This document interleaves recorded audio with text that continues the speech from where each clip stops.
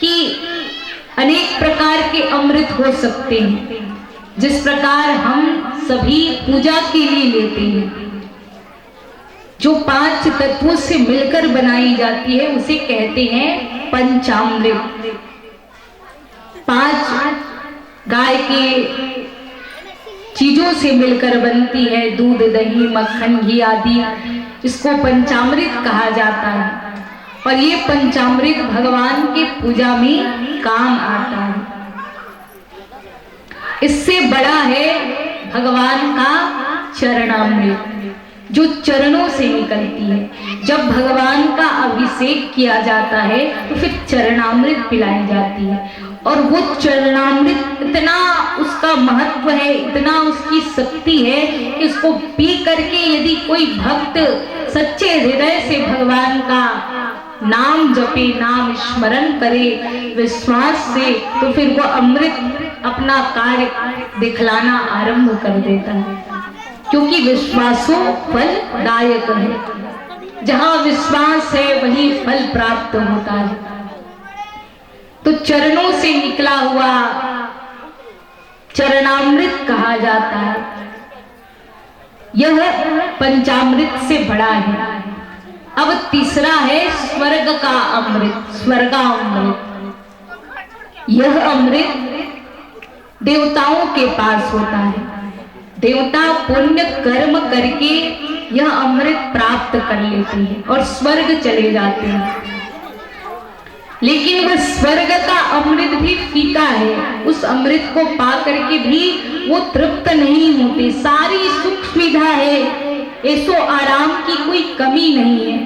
यहाँ तक मन उदास हो गया तो नृत्रांगना बुला दिया जाता है, नृत्य करने वाली नृत्रांगनाएं, अप्सराएं जिसको कहते हैं, तो उसको नृत्य कराया जाता है। तब भी उसे आनंद नहीं मिलता, सुख नहीं मिलता, और वह स्वर्ग में जाकर भी उदास रहता है, क्योंकि सच्चा सुख उसे भी नहीं मिला है। अमृत पी करके अमर तो हो गया है, लेकिन भगवान की भक्ति देवताओं को भी दुर्लभ है।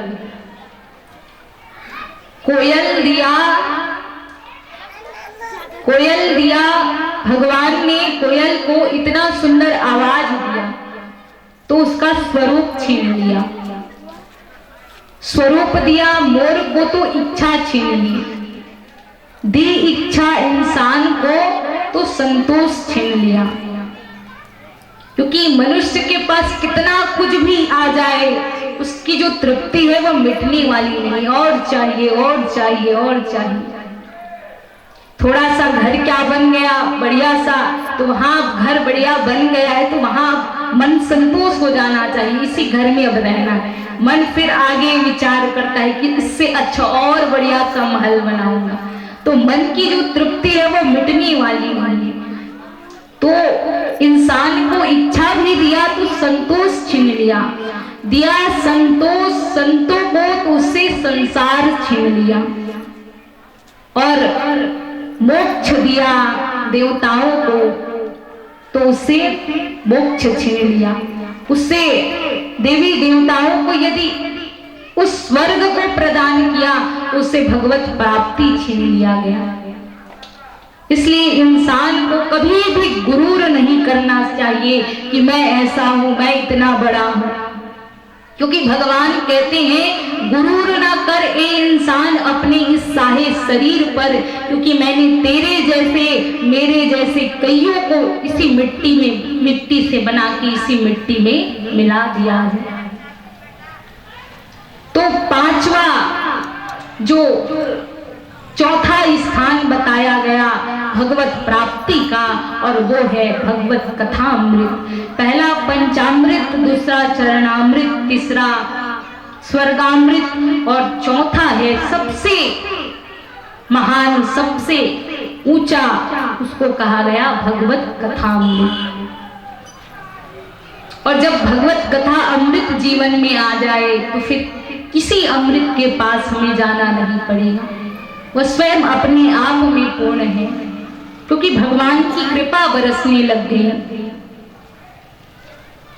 ऐसा रस मिलने लग गया उस अमृत के द्वारा कोई अच्छा नहीं लगेगा फिर जब भगवत कथा अमृत का रस लग जाएगा।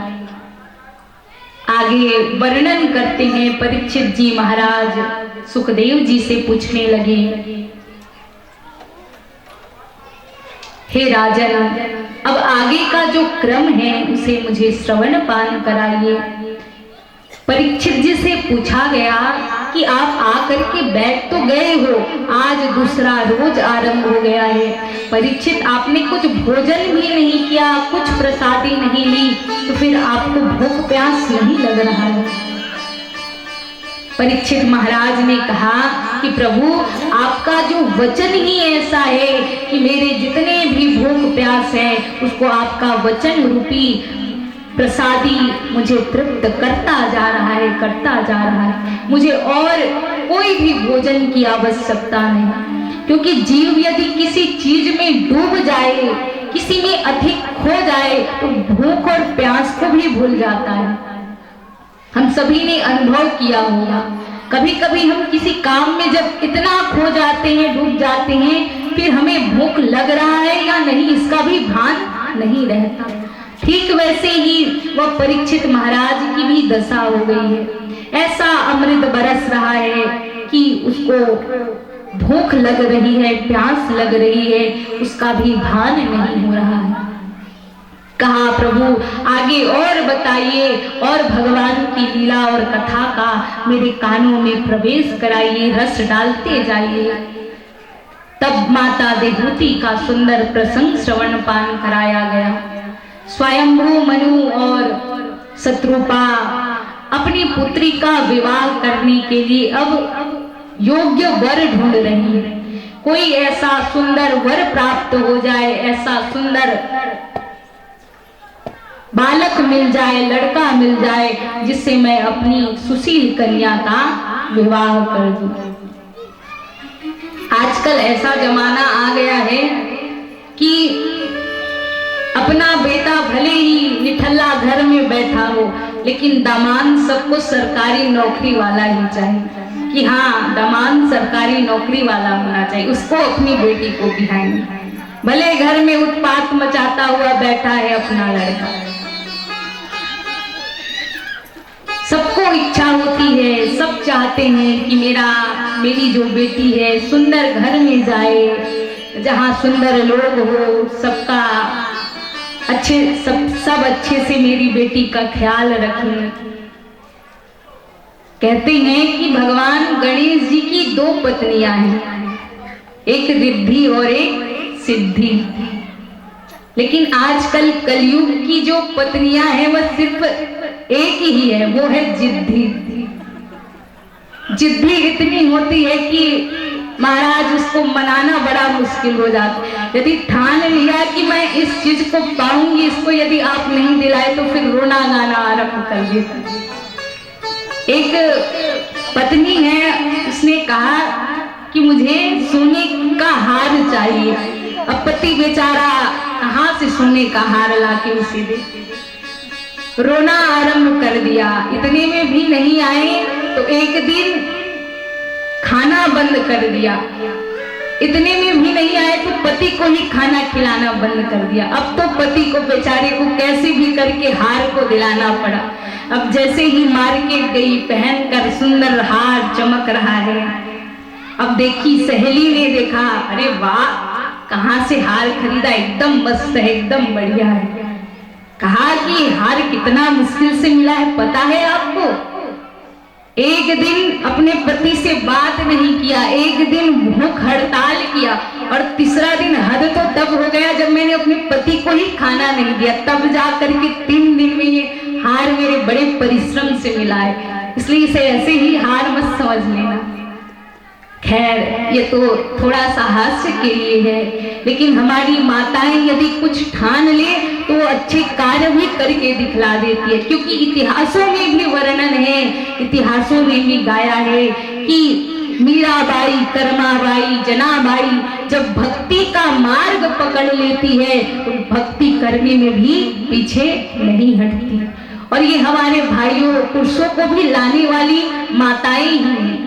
क्योंकि पुरुषों का भगवान में ज्यादा विश्वास नहीं होता। कहाँ भगवान को मानेगा, भगवान होता है, लेकिन पत्नी बोलेगी भैया चलो जाकर बैठ कर सुनो तो तब लगेगा कि भगवान की लीला और भगवान की कथा आखिर होती क्या है। वो ला करके बिठाएगी, फिर बैठेगा, तब लगेगा कि सचमुच भगवान की भक्ति करनी चाहिए। भगवान की भक्ति जीवन में जरूरी है।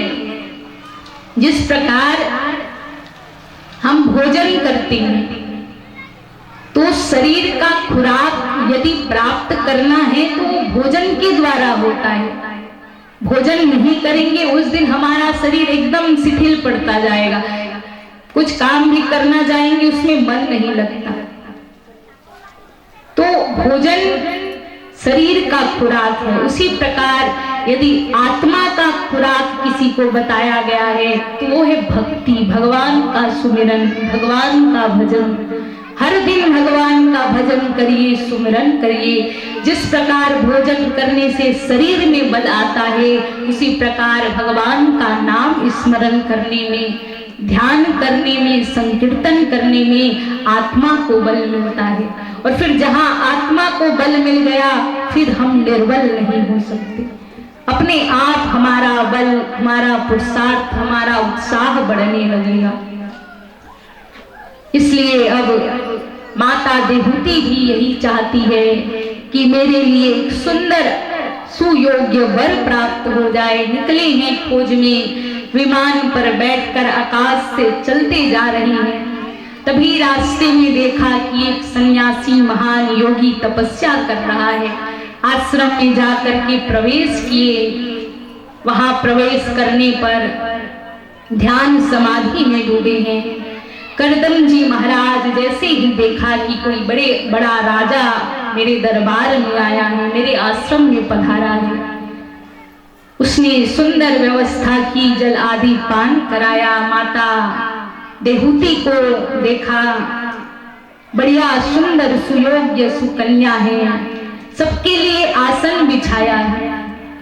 अब वर की तलाश में निकले हैं, ढूंढ रहे हैं। देखा कि सचमुच कोई महान राजा आए हैं, सबको आसन प्रदान किया गया। अब माता देहूति के लिए भी एक सुंदर आसन बिछाया है करदम जी महाराज। लेकिन माता देहूति विचार करने लगी कि करदम जी द्वारा दिया हुआ सामने में ही ये स्वयं बैठा हुआ है, मैं इसके दिए हुए आसन में कैसे बैठूंगी। इस प्रकार विचार करके उसने उस आसन पर नहीं बैठा। और यदि नहीं बैठूंगी तो अपमान भी होगा, तो कुछ तो करना चाहिए। तो उसने अपना एक हाथ उस आसन पर रख दिया और पास में जाकर के बैठ गए। करदम जी ने देखा कि यह कन्या सुशील तो है लेकिन बुद्धि में भी यह कम नहीं है, एकदम ये अच्छी है। और भगवान ने भी कहा है कि जब मैं तपस्या कर रहा था तो आपके यहाँ एक सुंदर कन्या आएगी और उस कन्या के द्वारा फिर मैं आकर के आपके यहाँ भगवान के रूप में प्रकट होऊंगा। तब भगवान की वह वाणी याद आई और जैसे ही स्वयंभू मनु और शत्रुपा ने अपनी कन्या को विवाह करना चाहा, तब करदम जी महाराज ने उसे स्वीकार किया है। स्वीकार करके कहा कि विवाह तो करूंगा लेकिन मेरा एक शर्त है। पूछा गया महाराज आपका क्या शर्त है, शर्त भी बता दीजिए। तब कहा कि एक पुत्र जब प्रकट होगा, पुत्र उत्पन्न होगा, तब मैं तुरंत संन्यास के लिए चला जाऊंगा, एक पल भी मैं इस संसार में नहीं रुकूंगा। सब बातें हो गई। अब कहा कि कोई बात नहीं, आप अपना शर्त, आपके शर्तानुसार ही कार्य किया जाएगा। सुंदर विवाह किया गया, अनेक प्रकार के दहेज पिता पक्ष के द्वारा प्रदान किया गया और करदम जी महाराज देहूति का सुंदर विवाह संपन्न होता है। माता देहूति इतनी अपने पति सेवा में तत्पर रहती है, दिन रात पूरा लगा दिया पति की सेवा करने में। जब सुबह उसका पति पूजा के लिए बैठने जाता है, ला करके पहले से ही आसन बिछा के रख देती है। सुंदर सुंदर पुष्प चयन करके पूजा के लिए लाके रख देती है और इतना सेवा में डूब गई। और इधर करदम जी महाराज अपनी तपस्या में, ध्यान में इतने खो गए कि उसे पता ही नहीं चला कि मेरा विवाह भी हुआ है, मेरी कुछ जिम्मेदारियां भी है, और वह अपने उसी ध्यान समाधि में खो गया। धीरे धीरे धीरे समय बीतता गया। अब बहुत वर्षों के बाद ध्यान टूटा, देखा कि सामने एक जीर्ण शीर्ण शरीर और एक वृद्धावस्था को प्राप्त हुई सामने वह कन्या बैठी हुई है, वह स्त्री बैठी हुई है। पूछा गया, देवी तुम कौन हो, किस कारण यहाँ आई हो? माता देहूति को जैसे ही पूछा, करदम जी ने कहने लगी, प्रभु मैं आपकी पत्नी हूँ, देहूति हूँ, आज आप मुझे भी पहचानने से इनकार कर रही हैं। एक पति और पत्नी आपस में बातें कर रही थी। उसी समय तीन उसकी सहेलियां आई, सखियां आई। वो अब तीन महिलाएं जब आपस में इकट्ठी हो गई, फिर उसका जो सांसारिक बातें हैं चलना आरंभ हो गया। अजी तुम्हारे यहाँ सब ठीक तो है, तुम्हारे पति बढ़िया तो रहते हैं? अब पहली वाली कहने लगी, क्या बताऊं, मेरा पति इतना भूलता है कि खाना खा के तुरंत उठता है और 10 मिनट बाद फिर कहता है कि मैंने खाना खाया कि नहीं। मेरे को बड़े जोर से गुस्सा आती है कि भैया अभी तो खाना खाया, फिर पूछता है खाना खाया कि नहीं। दूसरी वाली कहती है, क्या बताऊं बहन कि आपका पति तो खाना खाना भूल जाता है, लेकिन मेरा जो पति है वह तो सारे सामान को भूल जाता है। जब ऑफिस के लिए निकलता है, फाइल कहीं और रखा है और कहीं और जाके ढूंढता है, मुझे परेशान करता है, जाकर देखो। अब मैं कैसे बताऊं कि वो कहाँ रखा है, वो कैसे मुझे मिले? रुमाल को कहीं और दूसरी जगह रखता है, जूता चप्पल कहीं और रखता है और मुझसे पूरा दिन भर ढूंढवाता रहता है। इतना भुलक्कड़ है, इतना भुलक्कड़ है। अब तीसरी वाली कहने लगी, आप दोनों की तो कुछ ठीक ही है, लेकिन मेरा जो पति है वह इतना भूलता है। एक दिन हम दोनों मार्केट गए घूमने के लिए।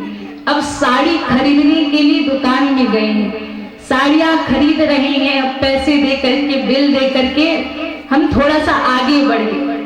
अब जैसे ही आगे बढ़े, सामने वह स्त्री आ गई। अब उसने कहा, उसके पति ने, कि मैंने तुझे कहीं देखा है, अवश्य मैंने तुझे कहीं देखा है। पत्नी कहने लगी, अजी तुम्हारा दिमाग तो ठीक है, मैं आपकी पत्नी हूँ, मुझे कहीं देखा नहीं, मैं रोज तुम्हारे सामने रहती हूँ। इतना भूलता है कि मेरे को ही भूल गया और कहने लगा कि मैंने तुझे कहीं देखा है। ऐसे ऐसे भी भुलक्कड़ लोग रहते हैं। तो आज करदम ऋषि माता देहूति बड़े प्रेम से सेवा करके अपने पति देव का आज उसका ध्यान टूटा है। पति कहने लगा कि तुम कौन हो? पत्नी ने बताया कि मैं आपकी पत्नी देहूति हूँ, कुछ समय पश्चात हमारा विवाह संपन्न हुआ था, आप अपने ध्यान समाधि में चले गए थे, इसलिए आपको कुछ भान नहीं है। माता देहूति कहने लगी, प्रभु अब कृपा करके मेरी इच्छा भी पूर्ण कीजिए। तब लगा कि करदम जी महाराज को कि अवश्य इसकी इच्छा भी पूर्ण करना चाहिए। उसने एक बिंदु सरोवर दिखाया और उस बिंदु सरोवर में माता देहूति को स्नान करने के लिए कहा। जैसे ही जाकर के उस बिंदु सरोवर में गई, डुबकी लगाई, अनेक दास दासियां उस बिंदु सरोवर में स्नान कर रही थी। सब उसको सजा करके एक सुंदर स्त्री का स्वरूप प्रदान करके सजा करके जब बाहर निकली, देखा तो इतना सुंदर स्वरूप है, पहले के समान जब विवाह के समय उसका स्वरूप दिख रहा था उसी समान आकर के खड़ा हो गया। अब करदम जी महाराज ने एक सुंदर विमान मंगाया। ऐसा विमान है, कई दरवाजे हैं, कई कमरे हैं, अनेक सुख सुविधा से परिपूर्ण है। सारे प्रकार की सुख सुविधा उस विमान पर ही है और उस विमान पर माता देहूती करदम जी महाराज दोनों बैठ जाते हैं। कई वर्षों तक उसी विमान पर घूमते रहते हैं, आनंद प्राप्त करते हैं। आज तक ऐसा विमान कभी नहीं देखा, ऐसा सुंदर विमान का जो निर्माण किया है। परीक्षित जी महाराज कहने लगे, प्रभु यह विमान कैसे आया? तब बताया कि विमान उसकी शक्ति के द्वारा प्रकट हुआ है, उसकी शक्ति उसके संकल्प से प्रकट हुआ और वह सारे दिशाओं में घूमने लगा। धीरे धीरे समय बीता, करदम जी महाराज के यहाँ 9 कन्याओं का प्रागट्य हुआ है। 9 कन्याएं प्रकट हुई है। अब करदम जी महाराज कहने लगा कि देवी आपकी इच्छा पूरी हो गई। मैंने कहा था कि जैसे ही पुत्र पुत्रियां होंगी मैं जाकर के संन्यास धारण कर लूंगा, मैं भगवान की प्राप्ति में निकल जाऊंगा। अब माता देहूती कहने लगी, प्रभु आप तो अपने शर्त को ही लेकर के पीछे पड़े, ये कन्या है, धीरे धीरे समय आएगा, बड़ी हो जाएगी, फिर इनका विवाह हो जाएगा। मैं तो माँ घर में अकेली रह जाऊंगी, फिर मेरा देखरेख कौन करेगा, मेरा लालन पालन कौन करेगा? इसलिए हे महाराज कृपा करके कुछ समय और रुक जाइए और मुझे एक सुंदर सा पुत्र प्रदान कर दीजिए। जैसे ही प्रार्थना सुना तो करदम जी महाराज कहने लगे, देवी अवश्य तुम्हारी इच्छा भी पूरी होगी। और उन 9 कन्याओं का जब विवाह के योग्य हुआ तो ब्रह्मा जी के जो 9 पुत्र हैं उनके साथ उनका विवाह किया गया। कला मरीचि को, अनुसुईया अत्रि को, श्रद्धा अंगिरा को, इस प्रकार जो 9 कन्याएं हैं सबको उन 9 ऋषियों को विवाह दिया गया। दहेज में अनेक प्रकार के धन प्रदान किए। अब धीरे धीरे समय बीता, भगवान विचार करने लगे कि अब मुझे माता देहूती को प्रसन्न करना चाहिए। करदम जी महाराज के यहाँ जा करके अब उसको रस देना चाहिए। सबको अपनी योग माया को बुलाया, अब ऐसा सुंदर समय प्रदान करो कि मेरे प्रागट्य का समय आ जाए और मैं माता देहूती के यहाँ उसको ज्ञान प्रदान करने के लिए प्रकट हो जाऊं। सुंदर समय आया और आज भगवान जो सर्वेश्वर आदि पुरुष महान आत्मा है, माता देहूती और करदम की इच्छा को पूरी करने के लिए आज करदम जी महाराज के यहाँ भगवान कपिल नारायण का प्रागट्य होता है। बोलिए कपिल नारायण भगवान की जय, कृष्ण कन्हैया लाल की जय। जैसे ही भगवान का प्रागट्य हुआ, दुंदुभियां बजने लगी, आकाश से फूल बरसने लगे, अप्सराएं नाचने लगी, गायन वाले गाने लगे। क्योंकि जब जब भगवान इस धरा धाम पर आते हैं ज्ञान प्रदान करने के लिए, शत्रुओं का संहार करने के लिए, तो सब पूरा जो आकाश मंडल है खुशियों से नाचने लगता है। तो आइए हम सब भी 2 मिनट भगवान के साथ नाचते हैं, कपिल भगवान के सुंदर प्रागट्य का आनंद प्राप्त करते हैं। उसके पश्चात भगवान ने जो माता देहूती को ज्ञान प्रदान किया है उसका भी श्रवण पान करेंगे।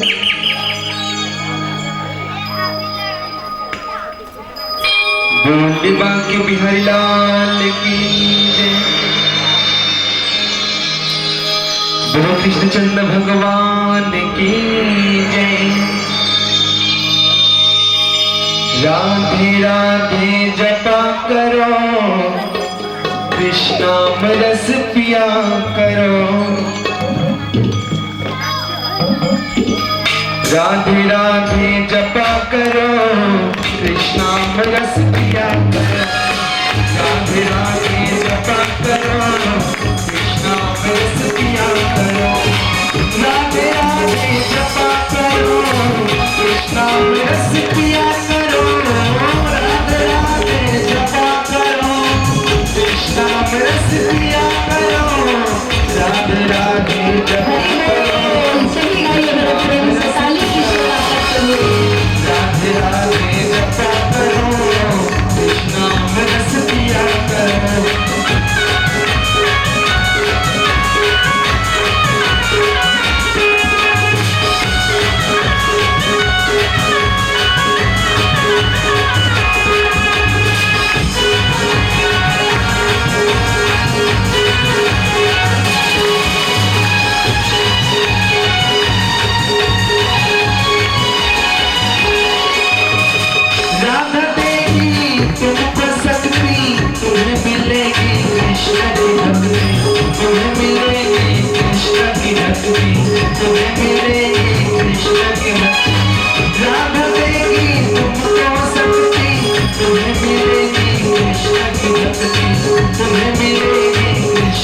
भक्त जी राधे राधे राधे राधे राधे